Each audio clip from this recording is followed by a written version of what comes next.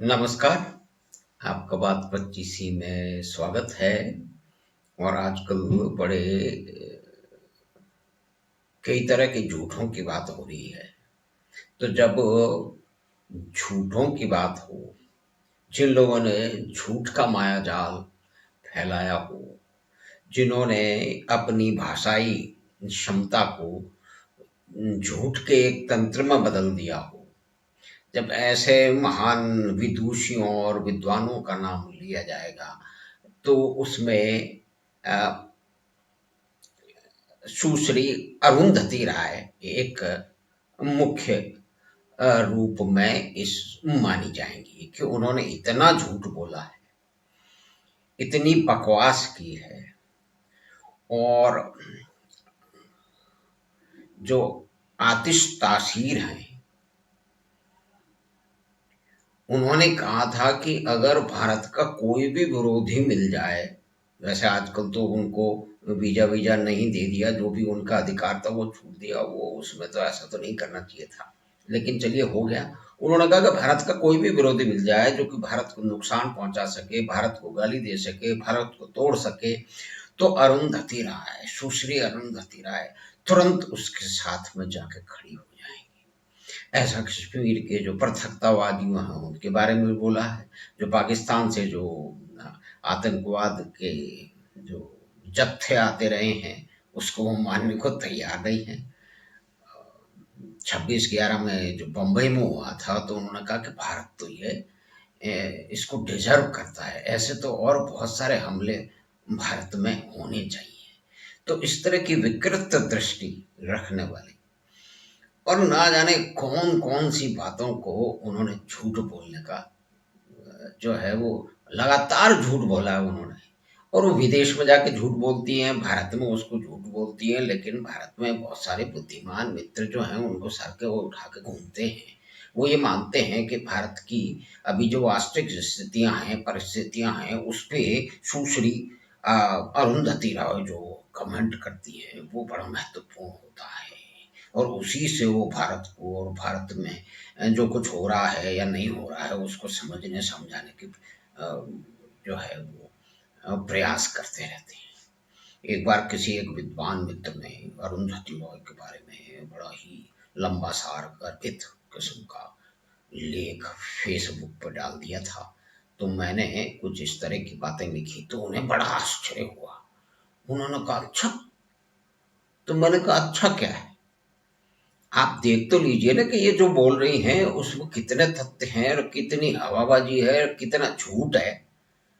आपको सूट करती हैं कुछ आइडियोलॉजिकल कारण से, विचारधाराई जो उसमें लथेड़े गए हैं आप जीवन भर, 17-18 साल की उम्र से अब 70 के हो चुके हैं।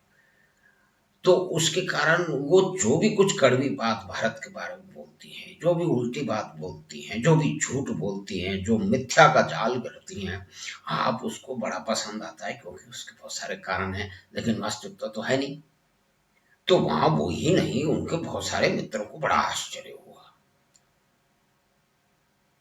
और उन्होंने फिर उस पे इसी तरह के कमेंट किए कि भाई जैसा बोला जाता है कि भक्त हैं और सख्त हैं। मैंने कहा इसमें कोई ऐसी तो बात है नहीं, क्योंकि आप खुद देख लें कितना झूठ बोल रही हैं।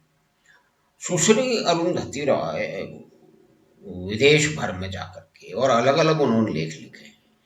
विदेश में जाके कह रही थी कि भाई गोधरा में ट्रेन किसने जलाई ये किसी को पता ही नहीं। तो एक तरह से ये कोशिश करने की कोशिश, अब बताइए कितना बड़ा झूठ है उसमें। तो कितने सारे लोगों को सजा मिल गई, कितने सारे लोग भाग चुके हैं, बड़ी लंबी लंबी जात हो गई, लेकिन वो मानने को तैयार नहीं है क्योंकि उनको ये झूठ का फैलाव करना उनको बड़ा पसंद है। और उनके जो फैन क्लब है, जो पंखा समुदाय है, उनको बड़ा ही पसंद आता है। तो सुश्री अरुंधति राय, श्रीमान रवीश कुमार पांडे और वगैरह वगैरह, अजीत अंजुम, ये इसी तरह के विद्वान हैं जो भारत के बारे में कड़वी से कड़वी बात बोलेंगे। जो छोटी से छोटी कोई घटना हो चुकी है, दुनिया में कहीं भी हो सकती है, लेकिन अगर वो कहीं हो जाए, भारत के एक हिस्से में हो जाए, तो तिल का ताड़ बना देंगे, और कहीं दूसरी जगह हो जाए तो ताड़ को भी तिल मानने को तैयार नहीं। तो ये झूठ का तंत्र, झूठ का चाल कितना चल रहा है, यानी कि कोई रिस्पॉन्सिबिलिटी नहीं है कि आप क्या बोल रहे हैं, और आपका जो वास्तविकताएं हैं, जो कि रिपोर्ट आई हैं, जो कोर्ट के निर्णय हुए हैं, उनसे आप बिल्कुल अलग बोलेंगे। अरे ये तो वही है ना कि जो बड़े खुशी के साथ के अंदर यासीन मलिक के साथ में हाथ मिलाया करती थी उसे अपना, और वो आदमी है जिसको अब जेल में जा रहा है। अब ये 370-72 हटने के बाद में कुछ छोटा मोटा वहाँ पे सुधार शुरू हुआ है। बड़ा लंबा सुधार कश्मीर में आवश्यक है, और कश्मीर के प्रत्यक्षतावादियों के और वहाँ पे जो भी कुछ हो रहा था उसको ये सुश्री अरुंधति राय कभी मानने को तैयार ही नहीं हुई है। तो अब आप देखिए कि गोधरा में ट्रेन किसने जलाई, सुश्री अरुंधति राय के बारे में किसी को मालूम नहीं है, ये बहुत बड़ा रहस्य है। फिर एक और महाशय हैं जो ITI के प्रोफेसर, उन्होंने कहा कि ये ट्रेन तो अंदर से जला ली, यानी कि बाहर से किसी ने हमला नहीं किया उस पे, जैसे कि तथ्य जो है न्यायालय में उनको स्थापित किया गया, और बहुत सारे लोगों को सजा दी गई है, अलग अलग तरह की सजाएं, उसको देखा जा सकता है। तो ये लगातार एक के बाद एक झूठ बोलती चली जाती हैं, और सारा का सारा हमारा तंत्र है जो कि झूठ पर आधारित है। और उसमें यह नहीं है कि भारत में सब कुछ ठीक है, बहुत सारी चीजें गड़बड़ हैं, लेकिन आप सत्य तो बोले। अब यहाँ समस्या ये है कि ये लोग हैं, ये बोलते हैं कि फैक्चुअली रॉन्ग भाई हो सकते हैं, लेकिन आप मॉरली राइट।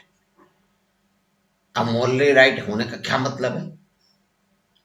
तो उनका मतलब यह है कि सांप्रदायिकता से सांप्रदायिक ताकतों को परास्त करने के लिए आप झूठ नहीं बोल सकते, आप सत्य को मानने से इनकार भी कर सकते हैं, आप काले का सफेद और सफेद का काला कर सकते हैं। तो ये इस तरह की ये सुश्री अरुंधति राय हैं, और उनके बहुत सारे लोग हैं, और इनको विदेश से बड़ी चिढ़ है, उनको मल्टीनेशनल से बड़ी चिढ़। इनकी किताबें मल्टीनेशनल छापती। भाई जो भारत में जो क्या कहते हैं जो मेटल माइनिंग हो रही है, तो वो मल्टीनेशनल या इंडियन मल्टीनेशनल बिग बिजनेस कर रहा है, तो उन्हें दिक्कत है। इनकी किताबें जो छापने वाले हैं वो भी तो बिग बिजनेस है, वहां उनको कोई समस्या नहीं है। लेकिन ये तो कैपिटलिज्म की या कैपिटलिस्ट सोसाइटी की समस्या है कि अपना विनाश खुद ही करते हैं। श्रीमान मना मार्क्स को पैसे किसने भेजे? इंग्लैंड के एक उद्योगपति ने, एक पूंजीपति ने ही तो भेजे ना। तो ये एक बड़ी ही विचित्र और त्रिशंकु बात है, लेकिन वास्तविकता तो ये है कि अगर श्रीमान एंजल्स अपने पिताजी की फैक्ट्रियों से जो उनको पैसे मिल रहे थे, उसमें जो प्रॉफिट हो रहा था, तो उस प्रॉफिट में से वो पैसे भेजा करते थे महामना मार्क्स को, और महामना मार्क्स उसी कारण कुछ काम वाम तो करते नहीं थे, किसी फैक्ट्री में उन्होंने पैर नहीं रखा, और उन्होंने दास कैपिटल लिखा मारा, जिसने लोग पता नहीं कितने मिलियन या करोड़ों लोगों की उसके कारण हत्याएं हो गई। सारे देश में सत्ताएं बदली, लेकिन समाज नहीं बदला, समाज को नष्ट कर दिया। इसका उदाहरण वेनेजुएला से लेके क्यूबा से लेके बंगाल तक, और किसी हालत में त्रिपुरा में भी देखा जा सकता है, और केरल में भी देखा जा सकता है। तो ये इसी तरह की मान्यता है कि ये पूंजीवादियों को गाली देते हैं, लेकिन पूंजीवादी पब्लिशिंग हाउस में ये अपनी किताबें छपवाते हैं, कहीं और छपवाएं, कोई क्रांतिकारी उसमें छपवाएं, यानी कि बेनिफिट भी लेंगे, कैपिटलिज्म से पूरा का पूरा बेनिफिट ले रहे हैं। और जो बड़े बड़े टेलीविजन स्टूडियो हैं और जो अखबार हैं जहाँ पे जाकर के ये अपने झूठ का मायाजाल फैलाती हैं सुश्री अरुंधति रॉय, तो क्या कोई क्रांतिकारियों के स्टूडियो, क्रांतिकारियों के अखबार हैं? क्रांतिकारी तो जंगल मंगल में चले गए, जिनके पास ये चली गई, और उन्होंने फिर वहां ये कह दिया। एक सबसे बड़ा जो महादुष्ट किस्म का जो वो है कि गांधीहंस विद गन, यानी कि माओवादी गांधीहंस हैं लेकिन घन के साथ है। ये कितनी बड़ी लफाजी है, कितनी बड़ी बकवास है, और इसके बकवास को देश तो ढो ही रहा है, विदेशी लोग बड़े अच्छे बड़े आराम से ढोते हैं, क्योंकि भारत के बारे में उनकी बड़ी रुचि है, कई कारणों से है। तो और भी बहुत सारे झूठ उन्होंने, जो एहसान जाफरी का मामला था, उनकी एक भीड़ के द्वारा उनकी हत्या की गई थी, जबकि वहाँ पे गोधरा के टेर मरने के बाद में जो दंगे हुए थे उसमें की गई थी। डेफिनेटली बहुत ही वो बुरा कृत्य था, लेकिन बहुत सारे काम इस तरह के भीड़ के तंत्र के काम हो रहे थे।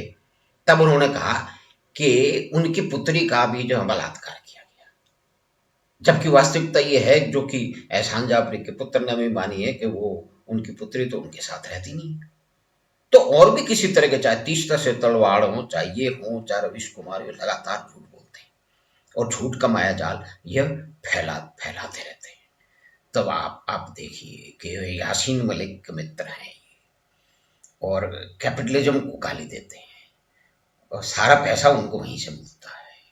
ये जो बुकर फूकर अवार्ड मिलता है, बुकर अवार्ड मिलता है, ये कहाँ से मिलता है? और हवाई जहाज़ों में ये चढ़ के जाती हैं, तो उसका मेटल कहाँ से आता है? इनके कंप्यूटर और उनके पेन से, कंप्यूटर के जो मेटल हैं, वो कहाँ से आते हैं? माइनिंग से आते हैं ना। वो जहाज़ों में ट्रैवल करते हैं, वो भी माइनिंग से आते हैं ना। कार भी इनके पास भी महँगी कार होगी, तो उसका मेटल कहाँ से आता है? वो माइनिंग से आता है ना। लेकिन वो भारत में माइनिंग बंद हो जानी चाहिए, क्योंकि उसमें भी उनका वही आइडियोलॉजिकल दल है। और फिर उनका कहना है कि फांसीवादी और हिंदूवादी सरकार है, वो देश को नष्ट कर रही है। और उन्होंने जेनोसाइड जेनोसाइड तो इतनी बार बोला है, इतनी बार उसको रट्टा है, कि विदेशी लोग तो सोचते होंगे कि भारत में कोई हिंदुओं के अलावा आदमी नहीं रहता, कोई बचा ही नहीं होगा, जो जिनका कथानक ये गढ़ती है। तो इनके कथानक को हमको समझना चाहिए और उसको उसमें छेद करने चाहिए। छेद क्या करने, पूरे छेद तो इन्होंने खुद ही डाल रखे हैं। हमको तो उनको सिर्फ पहचानना है और उस पे बातचीत करनी है। तो हमने बातचीत की सुश्री अरुंधति राय और उनके झूठ के मायाजाल पे, जो कि कहते हैं, या कि उनका पूरा तबका कहता है कि आप वास्तविकता में झूठ बोल सकते हैं, लेकिन क्योंकि आपको सिद्धांतों की लड़ाई लड़नी है, इसलिए आपको झूठ बोलना है। आप मॉरली राइट होइए, इसके लिए आप झूठ बोलिए। तो ये कि बहुत ही टेढ़ा-मेढ़ा सा, बहुत ही बकवास उत्तरित शंकु किस्म का ये आर्गुमेंट है, लेकिन ये है। अब देखिए साहब, जो बुद्धिजीवी लोग हैं, उनकी बुद्धि में यही विकृति है, और ये विकृतियाँ हमको देखनी चाहिए, हमको समझना चाहिए। तो हमें आशा है कि आपको ये छोटी-सी बातचीत झूठ के मायाजाल पे, जो कि अरुंधति राय और उनके जैसे लोग रचते हैं, आपको पसंद आई होगी। तो आप चैनल बात 25 को सब्सक्राइब करें, और लिंक अपने मित्रों और परिवार के साथ साझा करें। और कोई टिप्पणी भी आप करना चाहते हैं तो यूट्यूब के लिंक पर जाके करें। हम आपसे फिर शीघ्र मिलेंगे बात 25 की अगली बात में। धन्यवाद, नमस्कार।